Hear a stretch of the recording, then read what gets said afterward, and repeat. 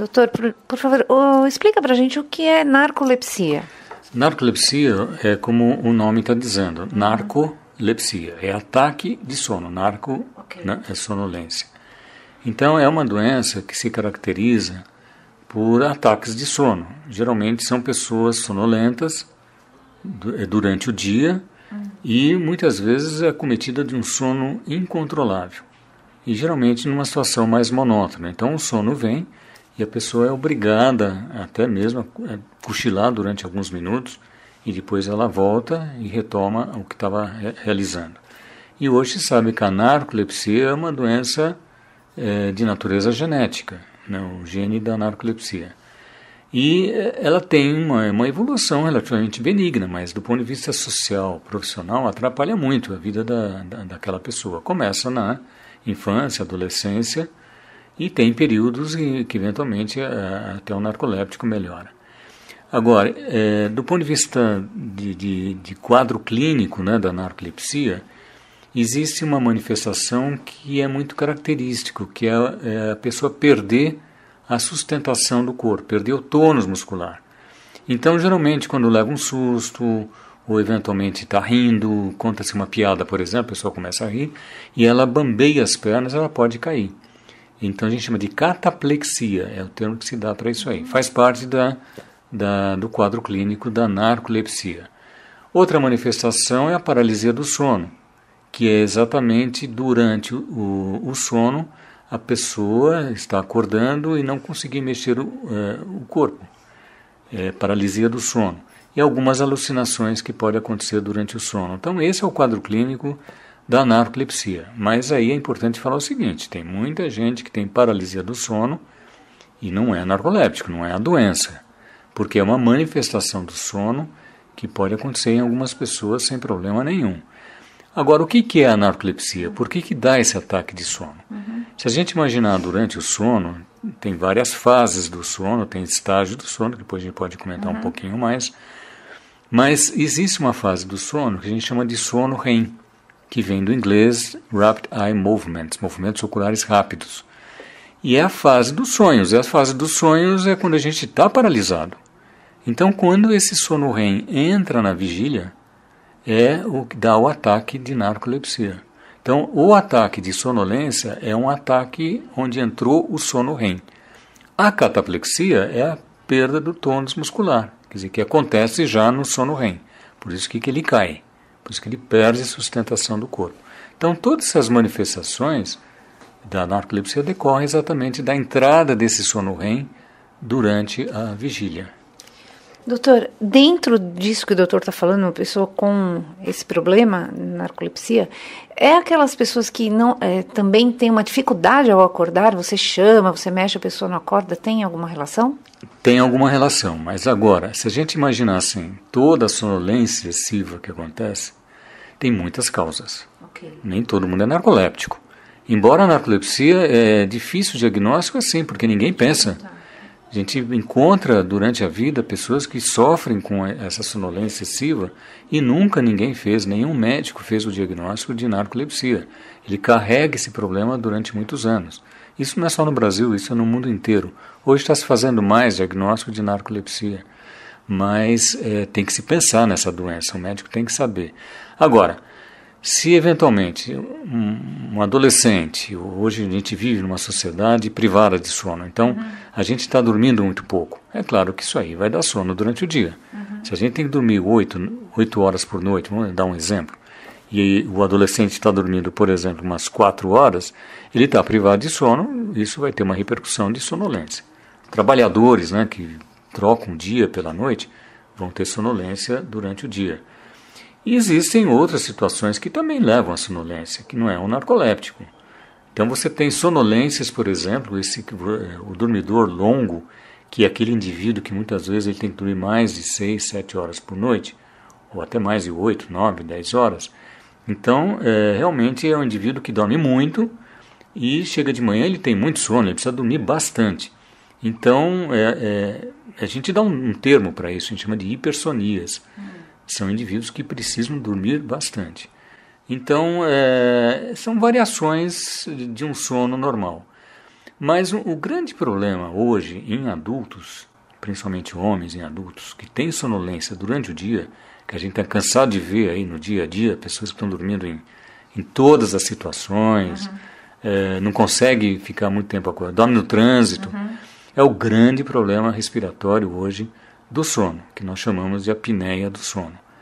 A apneia do sono é a grande causa de sonolência excessiva diurna. E a apneia, doutor? O que é exatamente a apneia do sono? A apneia do sono é uma obstrução na respiração que ocorre durante o sono, somente durante o sono, e que eventualmente acometem principalmente os homens adultos acima de 45, 50 anos. Mas não é exclusividade dos homens, não. Mulheres também apresentam, principalmente após a menopausa, o problema do ronco e da apneia. O ronco, na verdade, acompanha a apneia, e às vezes é o primeiro sintoma da apneia, porque o ronco já denota uma certa obstrução na passagem do ar. O ar entra pelo nariz e passa lá atrás pela faringe, pela garganta. E a apneia é a obstrução dessa região da faringe. As causas da apneia, se você pegar, por exemplo, desde crianças, por exemplo, tem apneia. Problema de amígdala, problema de adenoide, que acaba fechando a garganta. Então, pode ter apneia na criança. Quando a gente vai crescendo, eventualmente, mesmo na adolescência, mas no adulto, você já tem ganho de peso, então é gordura, então que se deposita em volta da faringe.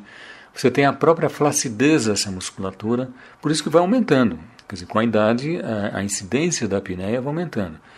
Levantamento nosso, na população, dá mais de 30%. Se você pegar nessa faixa etária de homens acima de 50 anos de idade, vai para mais de 50% das pessoas dessa população está sofrendo de apneia. Então, o ronco, muitas vezes, é o primeiro sinal. Então, eventualmente, a esposa está notando, ou vice-versa, está notando que existe um ronco já mais intenso todas as noites, principalmente de barriga para cima, é o grande sinal que talvez essa pessoa esteja sofrendo de apneia. O diagnóstico vai ser feito somente com exames, para a gente detectar. Muitas vezes até a acompanhante, a companheira, nota essas pausas respiratórias, né? Então quase se fecha o diagnóstico. Porque é importante a gente saber quanto de apneia aquela pessoa tem. Né? Pode ter poucas apneias durante a noite, mas eventualmente pode ter muitas. Tem pacientes que apresentam mais de uma apneia por minuto de sono. Então você imagina a noite inteira tendo essas pausas respiratórias durante uma noite inteira. Então a repercussão será a sonolência diurna. E existe, doutor, outras queixas que os pacientes comentam que pode estar associado à apneia? No início do quadro de apneia, quando a pessoa começa a ter apneia, geralmente é o ronco. Quer dizer, é por isso que eu falei, quando começa a detectar que já está roncando um ronco mais intenso, deve já procurar um médico, um profissional, para eventualmente fazer já o diagnóstico precoce de apneia. Posteriormente, começa a aparecer a sonolência durante o dia, porque o sono fica muito fragmentado, fica muito mais superficial, acaba não aprofundando o sono. Então, esses são os problemas até mais iniciais em relação, que já são muitos, né? Se a gente pensar sonolência, o que hoje existe de acidentes de trânsito, muitas vezes é a apneia do sono, que se junta com privação de sono. O indivíduo não dorme nada. Quando dorme tem apneia, e vai ter sono durante o dia, vai ter sono em situações totalmente inadequadas. Mas o grande estudo hoje em relação à apneia é a médio e longo prazo. Então, hoje a apneia se sabe que é um fator de risco a mais para doenças cardiovasculares, como hipertensão arterial, infarto do miocárdio, acidente vascular cerebral ou derrame cerebral, problemas de memória, concentração. Então, fatores endócrinos, doenças endócrinas, obesidade, diabetes, até mortalidade precoce. Hoje a apneia é um fator de risco. Então, por isso, feito o diagnóstico, ela tem que ser tratada, né, logo no início, para você evitar exatamente como doenças futuras. Então, aquela coisa que muitas pessoas dizem, ele ronca, ele dorme bem, isso não é o contrário, então, pelo jeito. É isso que se dizia, né? Ele dorme tão bem que ele está até roncando, né? Mas o ronco já já denota um problema respiratório. Quer dizer, esse barulho é a própria vibração dessa parte mais mole da garganta, que a gente chama de faringe. Então, durante o sono ela vibra. Por que ela está vibrando? Porque já existe uma flacidez. Então já está dizendo o seguinte, essa região já não está se fazendo de maneira perfeita, ela está apresentando já um pequeno estreitamento na passagem do ar. Então um ronco que começa a aparecer, e principalmente se for um ronco mais intenso, já deve tomar cuidado para eventualmente ver se isso aí já não é um problema de apneia. Em que situações que eventualmente o ronco pode piorar? Tem pessoas que só roncam, e é claro que só fazem apneia de barriga para cima, porque a própria posição de barriga para cima favorece esse fechamento da garganta, porque você deita de barriga para cima, essa região acaba se fechando durante o sono. Outra coisa importante, né? O uso de bebidas alcoólicas. Então tem muita gente que não ronca, eventualmente bebe à noite, isso é comum. Sim. Né? A mulher fala, você bebeu, roncou a noite inteira. Por quê? Porque o álcool é um sedativo, é um relaxante muscular. E se a pessoa ronca e eventualmente bebe, pode não ter apneia sem bebida. Quando bebe, pode fazer apneia. Então veja que existe já uma graduação em relação ao ronco e à apneia, e as situações que estão desencadeando o ronco e a apneia. E muitas vezes a pessoa só tem apneia e só ronca de barriga para cima. Então é a famosa cutucada que a esposa dá, no sentido de virar. Aí a esposa não dorme, mas você tem que virar de lado. Mas eu já peguei muitos pacientes de idade que eventualmente não têm condições de fazer um tratamento, que só apresentam apneia em decúbito dorsal, que a gente chama de barriga para cima. Se a gente conseguir que ele durma de lado, muitas vezes você resolveu o problema maior desse paciente. E o tratamento, no caso, para a apneia, como é feito?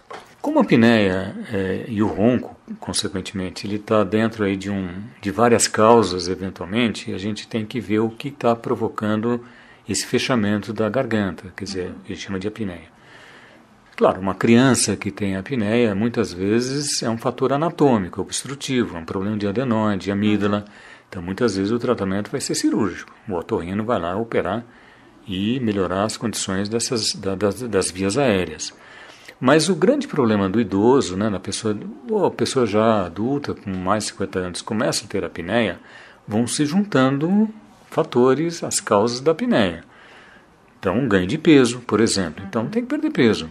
Por isso que a gente fala assim, tem que fazer atividade física, tem que emagrecer, porque só com isso você pode beneficiar em muito o indivíduo que está apresentando ronco e apneia. É muito comum, muitas vezes, falar o seguinte, puxa, eu comecei a roncar quando eu ganhei peso. Se eu perder peso, eu melhoro a parte do ronco e, consequentemente, da apneia. Mas quando não resolve com nada disso, existem hoje o tratamento com aparelhos.